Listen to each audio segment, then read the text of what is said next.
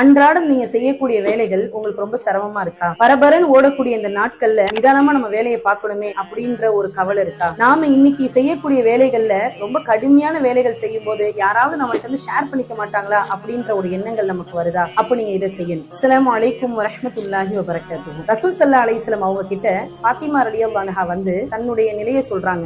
நான் மாவாட்டி என்னுடைய கைகள் எல்லாம் காய்த்த நிலையில எனக்கு வந்து ஒரு அடிமையை தாங்க அப்படின்னு சொல்லி ரசூல் ஸல்லல்லாஹு அலைஹி வஸல்லம் அவங்கள்ட்ட ஃபாத்திமா ரலியல்லாஹு அன்ஹா கேட்கிறாங்க. நபி ஸல்லல்லாஹு அலைஹி வஸல்லம் அவங்க இடத்துல நீ வந்து சுப்ஹானல்லாஹ் 33 தடவை, அல்ஹம்துலில்லாஹ் 33 தடவை, அல்லாஹு அக்பர் 34 தடவை இந்த திக்ரை இரவு தூங்கும் போது சொல்லிட்டு படு. இது உனக்கு ஒரு அடிமையை தருவதை காட்டிலும் இதுவே உனக்கு சிறந்ததாக இருக்கும் அப்படின்னு ரசூல் ஸல்லல்லாஹு அலைஹி வஸல்லம் சொன்னாங்க. சுப்ஹானல்லாஹ் நமக்கு மிகப்பெரிய வேலைகளை இலகுவாக்கி தருவதற்கும் ஒரு ஆள் பலத்தை கொடுக்கக்கூடிய ஒரு விஷயத்தை ரசூல் ஸல்லல்லாஹு அலைஹி வஸல்லம் இதில் நமக்கு சொல்லி காட்டுறாங்க. நம்ம செய்யக்கூடிய அன்றாடிய வேலைகள் நமக்கு ரொம்ப இலகுவாக இருக்கணும் அப்படின்னு சொன்னா இரவு தூங்கக்கூடிய சமயத்தில் நாம இன்ஷா அல்லாஹ் இன்ன திக்ர்களை சொல்லிவிட்டு தூங்கக்கூடியவர்களாக இருப்போம். அஸ்ஸலாமு அலைக்கும் வரஹ்மத்துல்லாஹி வபரகாத்துஹு.